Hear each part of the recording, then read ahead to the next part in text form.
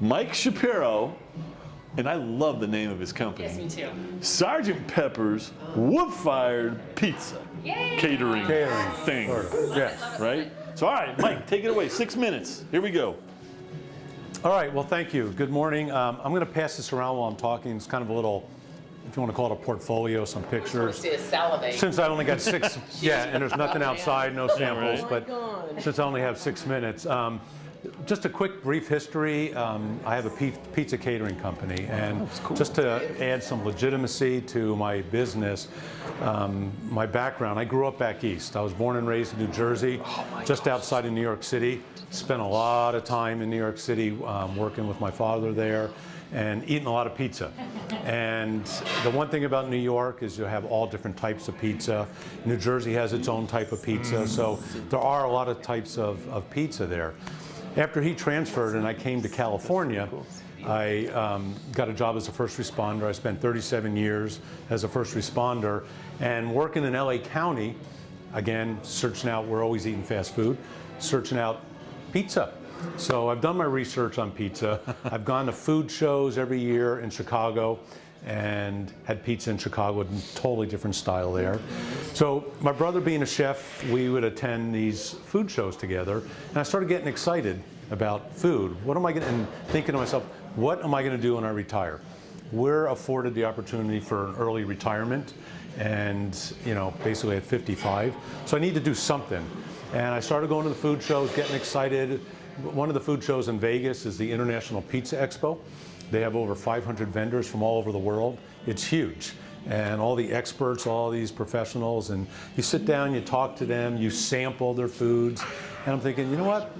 This is kind of fun. So as my career wound down, I enrolled in COC's culinary program. And after a few years, I got my certificate in culinary arts there. And retirement came. So we moved, retired, we left Santa Clarita, went up to Ojai, and I got a job. I thought, let me do something for practical experience. So I got a job at the Ojai Valley Inn and Spa. I don't know if anyone knows anything about that. It's a 5-star resort.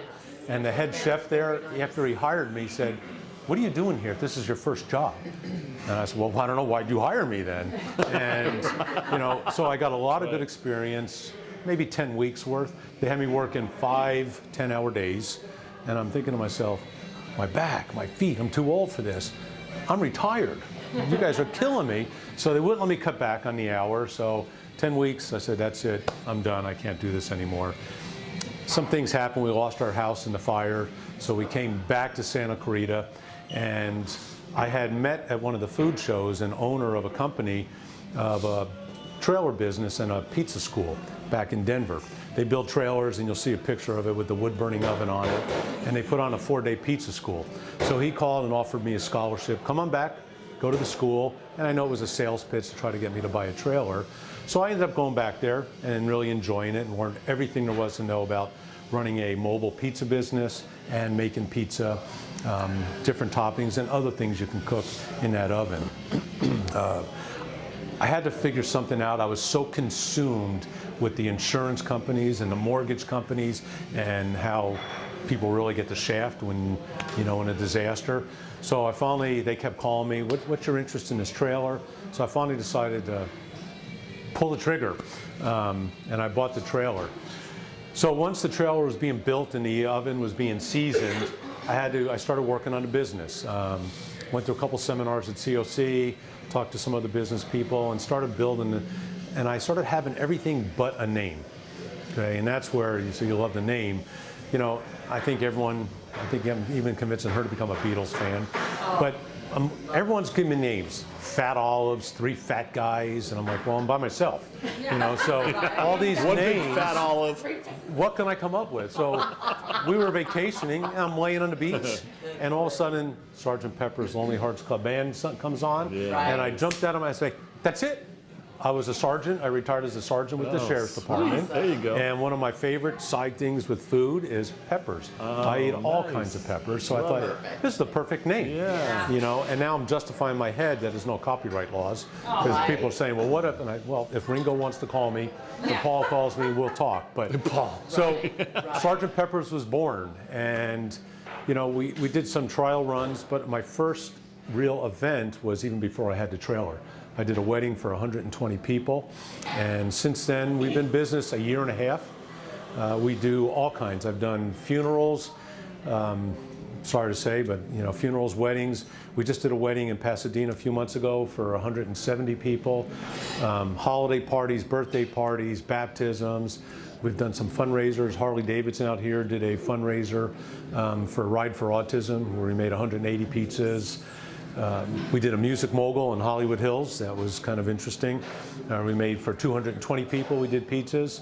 So we are a full service catering company. We don't just offer pizza. We can do appetizers, salads with the pizzas, desserts. I've also done other catered events, but with the oven, pizzas cooked. These are Neapolitan style pizzas. So Neapolitan by definition is a simple dough. It doesn't have all the other sugars and stuff that New York style pizza has. It's very minimalist. They don't, if you've ever seen a Neapolitan pizza, margarita is the example of it. Minimal. Dough and really thin crust, sauce and cheese. That's really it. Put one or other little toppings, and they cook in 90 seconds. The oven's at 900 degrees. So when I get to an event, it takes, at this time of the year, it could take almost 2 hours to get that oven up to temperature, and it's all wood burning. There's no gas, there's nothing else, no electricity. It's putting wood in there, starting a fire, and as you've looked at the pictures, it's all Italian stone inside, so it retains heat very well. Matter of fact, that oven 2 days after an event, it's still about 450 degrees. So I take my leftover pizza dough and I'll make focaccia, or I can cook chicken, fish. So when we do parties, people ask, can you do mix? Can you do some chicken and some pizza? I'm like, chicken doesn't survive 900 degrees. Yeah, right. And pizza doesn't cook in 400 degrees because when there's a pizza party, and this is the question I get at times, well, how many pizzas can you make? We knock out about 80, 85 pizzas in an hour. I've got 4 to 5 going, and it's not, if you have a party of 100 people, it's not that it's going to take an hour to feed them, because we set up a buffet where our pizzas are out there, and people will come up, have some salad, take a couple slices of pizza, sit down and eat. They'll come back, so we're constantly putting pizzas out there, and it's no different than any other buffet line. We are, Sgt. Pepper's is the Italian food cart. If you, taco cart, I should say. If you've ever been to parties where they bring the taco carts in, we're the same thing. I've been to parties there. Taco carts are great. They do have one advantage over us, is they can wheel their cart into your backyard. My trailer is towed by a truck. It's 11 feet long, 7 feet wide, and weighs over 5,000 pounds. So we generally will sit up in front of your house. If you have RV access, which we've gone to other people, we can back in and get into your backyard. Or if you have a big driveway, we'll do it in your driveway. But we can set up the buffet in your house, outside of your house. So it's more of the Italian thing, and I'm finding now the business is that people are calling, and I haven't really done any marketing. It's been word of mouth. People come to a party and they have some of the pizza, then I get a call. Oh, hey, can you do my party? And then from that one, I'll get another job or two. So it's been pretty good.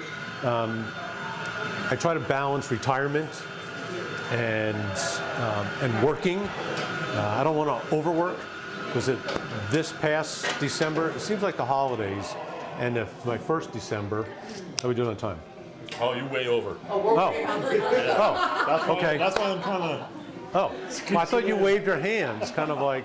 Well, no. Okay. I'm gonna let you finish make your point. I was starting to stretch it because I thought I still had more time. So. All right, awesome. So now we have our basis, right?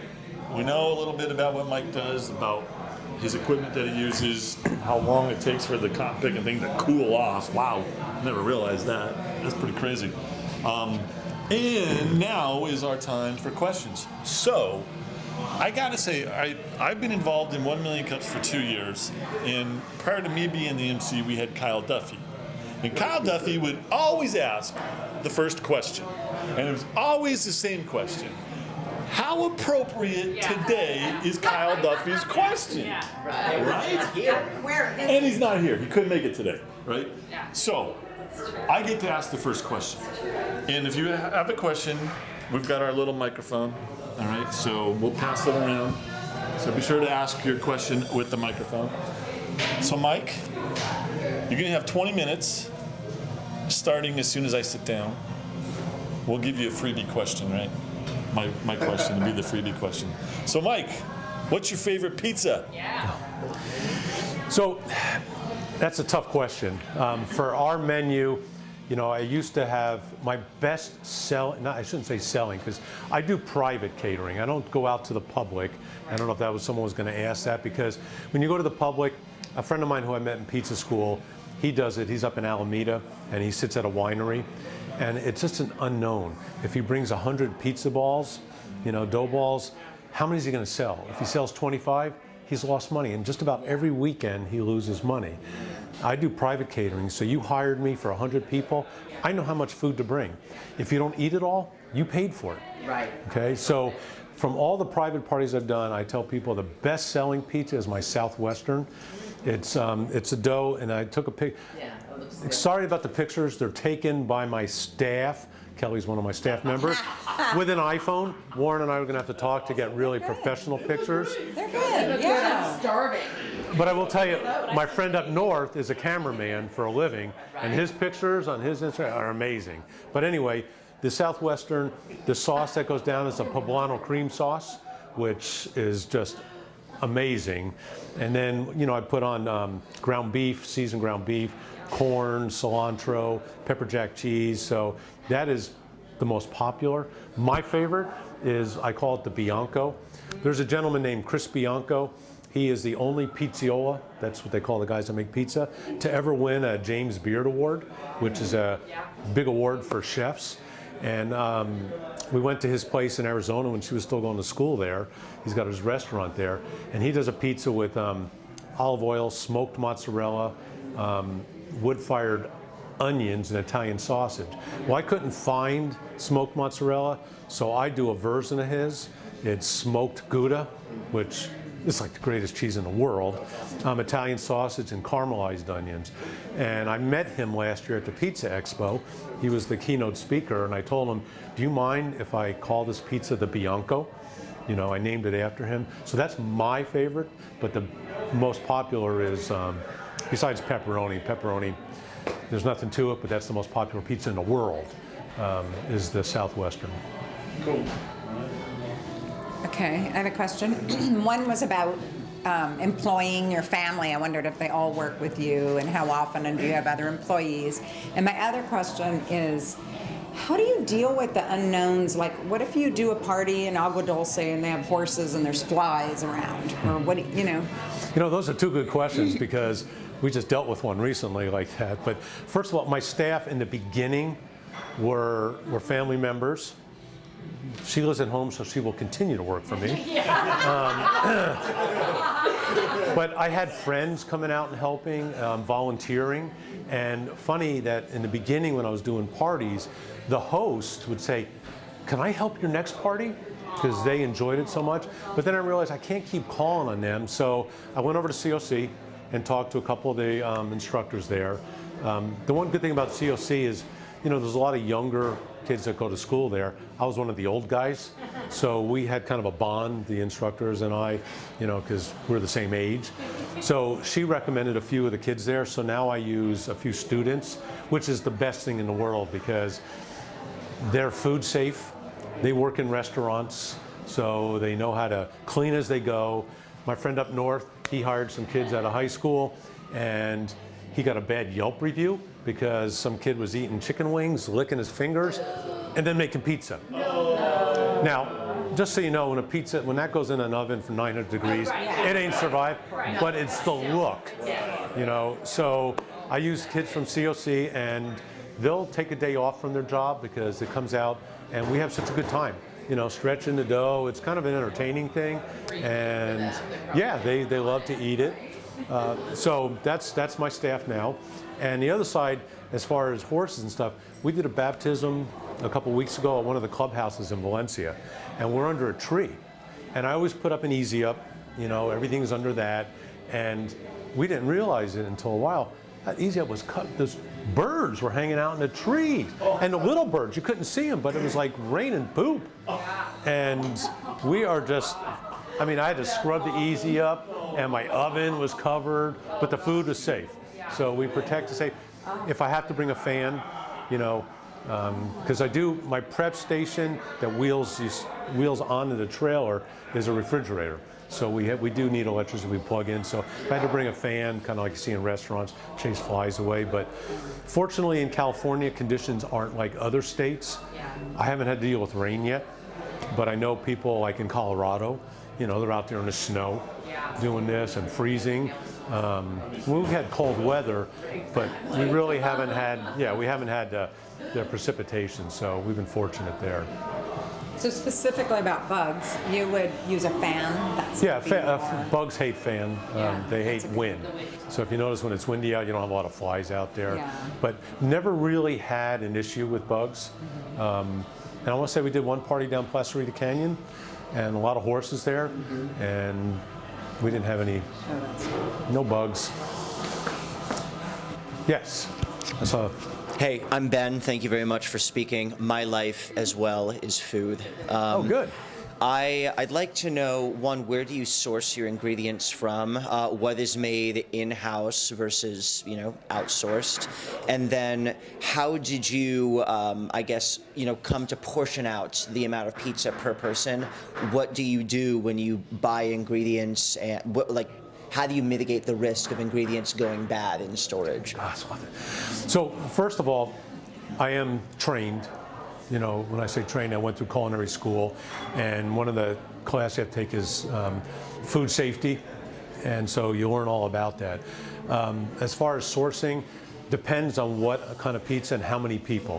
One of the places I go down to is Restaurant Depot in the Valley, so if I have bigger parties, I can get bulk food. I keep everything in the refrigerator. As long as everything is under 41 degrees, it's safe. Sometimes I'll go, you know, to food markets, you know, if I'm doing salads where I'm getting lettuce. My dough, I'll be honest, I do two different things. If it's a party for 30 people, I'll make my own dough. If it's a party for 100 people, I'm buying frozen dough. And the frozen dough, it's funny, there's a foodie that would come to my parties. And when I was making my own dough, oh, your dough is so good. And then I switched up one time and used the frozen dough. And it's not cheap frozen dough, it's from New York. And he goes, boy, I just love your dough. So he couldn't even tell the difference. So it's really good Italian-made frozen dough from New York. So I source there. Everything is frozen. As far as portioning, I learned, you know, in the beginning. But when you go to school, you learn, you know, you're talking 4 ounces of cheese per pizza, 2 ounces of sauce. So you just start calculating. And in the beginning, you lose a little. You know, have some leftovers, but then we eat pizza for a few days, you know, at home. The way I calculate pizzas, and it's worked out every party for the year and a half I've been doing it, is average is about 3/4 of a pizza, and these are 10-inch pizzas, individual. About 3/4 of a pizza. Women typically will eat half a pizza, and the guys will eat a whole pizza. So it works out to be about 3/4 of a pizza. So if I have 100 people for a party, I'm probably only going to make 75 pizzas, but I bring 100 pizza balls just in case they're hungry. One party, we ran out. They had a party of, I think, 40, and I brought 45 pizza balls. I brought 180, or no, I think I brought 80 cannolis. I had 20 pounds of Caesar for salads. They ate us at a house and home. I've never, and no, they were large people, but the numbers are deceiving. At 40 people, it was a 3-year-old birthday party. We see people coming in. I'm telling them, oh my God, we're gonna have so much leftover food, and they ate us out of a house and home. I mean, I've never seen anyone eat like that, but they understood because they got more than they paid for. So otherwise, we always walk away with extra food. I don't know if that answered your questions, but I prepare all the food. There's no commissaries up here, so that's kind of a tricky thing. So all the ingredients I prep at my house, but my kitchen is cleaner than some of these commissaries, because the one thing you understand if you're in the food business, as you would probably know, one person gets sick, I'm out of business. So You know, I go through a lot of painstaking days of cleaning before and after, and that's really not the fun part, but I get it all prepped and make sure, because you can't have someone getting sick, you know, so. Yes. She's got the money. Oh, you next? Go ahead. Yeah, oh, it's okay. Yeah, okay, then I'll hand it over to you. Sure. Hi, Samantha. Thanks for presenting. So I was listening to your entire presentation, and I'm a financial advisor, so my brain automatically goes to retirement, work optional lifestyle, like all these things that I talk to my clients about. And then you even touched on it, balancing retirement with working. This desire to build your business but not take on too much. So then my head goes to, what are you doing to put in place delegation and the eventuality of potentially having a party where you're not there and somebody else is running the whole thing for you? Are you thinking in that direction? So that's the one thing, right? Like, how do you get yourself out of the actual like work and be the owner? And then branding and really like full blown going for the Sgt. Pepper, you know, brand. Because I was looking at your pictures and I definitely think, and it's nothing for your pictures and your lovely iPhone photos, my husband's a photographer, I have a family of photographers, absolutely think that professional photography would work really well for you. Yeah. The naming of your items, like, so those were my two things, like fully committing to the branding, and then are you gonna grow this and So as far as the growth goes, it's funny you would say that. For me, the optimum is to do 2 events a month, because the last 2 Decembers I did 4, and one of them, the first December, I did 4 parties in 8 days. And I thought, this is not retirement. I do this as a hobby. I need something to keep me busy, so I'm not making a living. I'm not even trying to make a living. I want to do it to have fun, but I need enough parties to keep my staff from getting rusty and forget what we're doing. As far as expanding, I don't want to go too big. This party I did in the Hollywood Hills, I was hired by another chef. He's kind of the big chef out here. I don't know if you guys know Chef Dan Otto. Heard the name? He's just opened the Junction. So he was one of my mentors and instructors, and so he did this big party down there, and he hired me to do pizza. He had like 8 different booths down there at this party. And as we're going back and forth, you know, dropping stuff off, even coming back, he goes, so I'd like to get in this with you. And I'm like, what? He goes, we can really blow this out where we can be doing this several days a week, and we can get a couple more ovens and doing all this. And I'm like, I can't do that. And he said, well, no, you get a staff and you do that. And I looked at him, I said, you know, maybe 5 years from now. Right now, what I look at, that oven, it's my baby. Nobody touches that oven. I drive it, because I originally had a partner going into this, and he backed out right when it was time to go. He changed his mind and backed out. And he was more of the business side. But I look back and I think, thank God he backed out, because he'd want to take the trailer to different things. That's my investment, that's mine. I don't want anything to happen to it. And you get like that when you first buy something.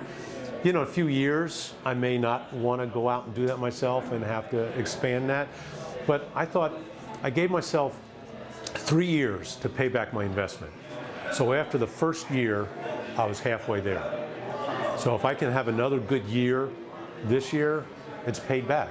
And then if I decide to pull the plug, it's going to sit in my backyard and I'm going to cook whatever I want to cook. So I don't know if that, as far as a business thing, you know, I would like to keep doing it because it's fun. I love talking to people there. They ask questions, they come out, you know, one of the weddings we did, I had the bride in there making pizza and stretching dough for her videos. So it's kind of a fun thing for people, but I'm not sure I'm ready today to really, what I would like to do is get more parties. Yeah, I just see it as such a great option for passive income for you. Yes. You're retired. It is, and I'm, you know, when you look at the income side, Chef Otto and there's another chef at the refinery who is another mentor of mine. They came, saw the operation, they've had the food, and they both tell me, you're not charging enough. And I'm like, you know, there's a fine line, because I'm not trying to pay back my investment off of one party. I look at it, some people look and go, wow, that's kind of pricey, because there are some hard costs. But they think for what you're putting out and what they're getting and probably what they're charging, you got to up your prices. So, you know, I'm trying to balance that where I still want to get parties, you know. I try not to do a question I get all the time is how much do you charge per head? And that per head, I don't do it that way. I did a party for 40 people. Well, she hired me for 40. I gave her a price, and then the party went up to 60. She thought the price was going to jump another 50%. It went up like $25. You know, I'm fair and honest. And she goes, how's that? And I said, because food is cheap. If I'm there, the wood's paid for, my staff's paid for, the insurance is paid for, everything is done. So if I do 40 people or 140 people, the price doesn't change much, right? Yeah, exactly. So yeah, I try to balance the cost, you know, with that because I don't want to price myself out. But some people say, you know, they give me 40, I give them a price and it drops to 30. Well, you were only charging me so much per head. No, I wasn't charging you per head. I gave you a price for the party. If you drop, I still have to pay all those hard costs. I mean, I'm there. So, and yet, branding and stuff, it's great. I would love a photographer getting some pictures. You know, we talked, Warren and I and Kelly had this idea to have him at my next event come out and do a kind of a, what do you call that? The time lapse of our setup. You know, filming the whole setup and then putting it out to like 20 seconds so people can see the whole thing. And we forget taking those pictures, or some of them are so old, because we forget. Once we are ready to go, you know, and what do you do in the food business? Do you mind me asking? I have a company called Taste Pro that allows people to try new restaurants. Oh, okay. So when you know, if you've been around, when it's go time, it's go time. And I don't want to say I'm cheap, but I don't bring extra staff just to take pictures. So my staff, it's go time. We're cooking, and then afterwards I go, and you guys get any pictures? Oh no, we didn't. You know, because phone's in your pocket. Yeah. So that's a tough. And after seeing my friends, you know, with the depth of field and everything he's got. And I'm telling you, I'm looking at the different options, and pictures are huge. Yes. And I've eaten at these places before, just FYI. So it's not like I don't know what the food tastes like, but as I'm going through and choosing again, I'm looking at the pictures again. So Well, you eat with your eyes first. So pictures are great, and I see his pictures, and he's a professional. So he's got pictures of, you know, pulling a slice up with the cheese oozing out. We tried that, didn't come out so good, you know, but he's using, you know, these really expensive cameras, and he knows what he's doing. You know, we're snapping with our iPhone, so. A lot of that type of food photography, but they're not using the actual ingredients in the food. So when you're photographing cereal, for example, you don't use milk, you use glue. Right. Yeah, I've read enough. I've read several magazines on that, and you see, you know, sometimes you see a little video on how to do food photography, and yeah, none of it's edible. But his is while he's cooking pizza, but he has the time because he's at a winery, so someone comes up and orders a pizza. So they make it, they're making one pizza at a time, you know, and I'm making 5 at a time, and it's one after another. So he can take a picture, and they're really nicely done. His pizzas look beautiful, but they're not mass produced, you know, so it's a little different. So I don't know if that. Being more of a technical mind in my business and, you know, basically my whole life, I look at things differently. And I'm curious about the cart itself. The what? The cart, your oven on a cart, or on a trailer, I'm sorry. And I wonder, because I mean, that oven, I mean, it's bricks and masonry.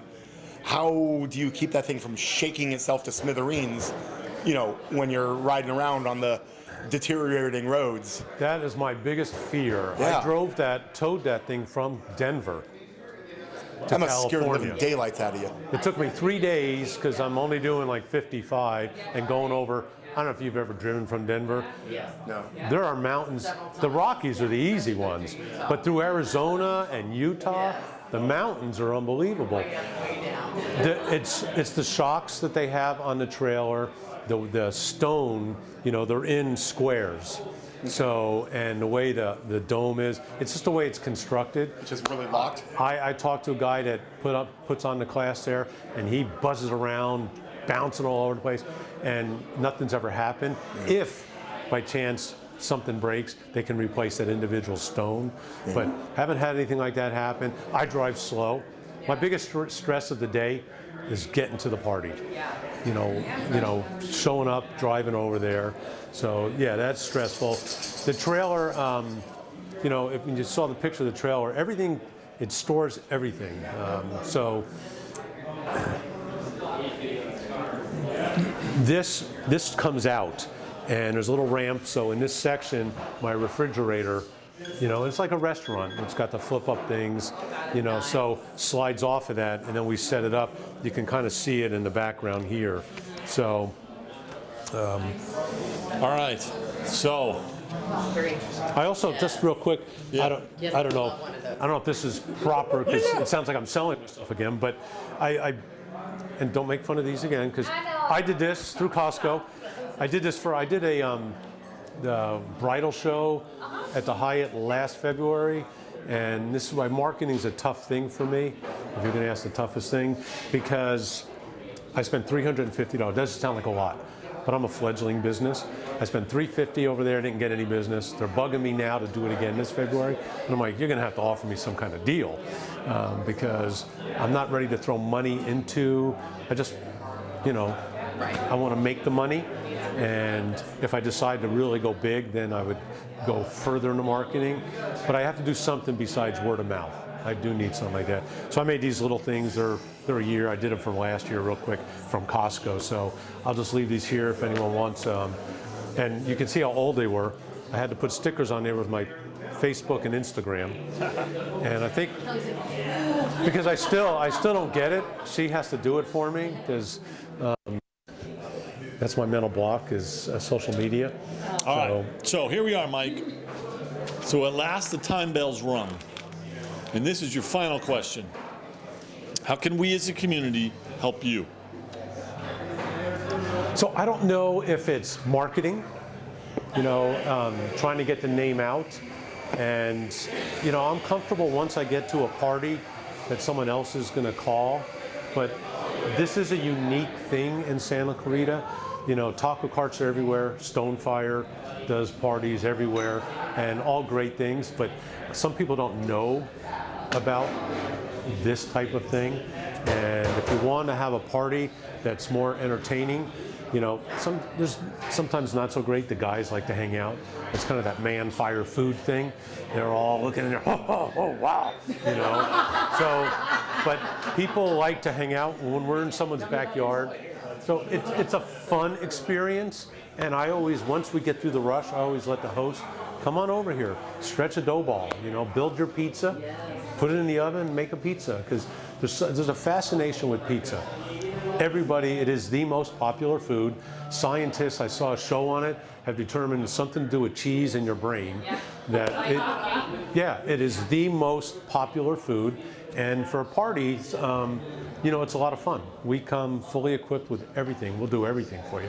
We've even done parties where the host hired us to clear tables and clean their dishes. So it's a full catering company. So I guess the thing that I could use most is maybe other suggestions of marketing that are, you know, my idea of marketing was I sent an email to all the power players in Santa Clarita. I've been here forever. You know, I was an elected official for 16 years on the school board. I was a sheriff department. I did a lot of programs here. So I know a lot of the big, if you want to call them the big, you know, socialites. And so I sent all the information to them. That was my idea of marketing. So, you know, the Santa Clarita magazine was too pricey. You know, it's basically they want to charge me for what I would make at a party. And, you know, some people say, well, so you just lost one party, you'll get more parties. Well, it doesn't always seem to work that way. So I guess the marketing. And then Warren and I, we're going to talk more about photography and things. So. Awesome. All right. Thank you.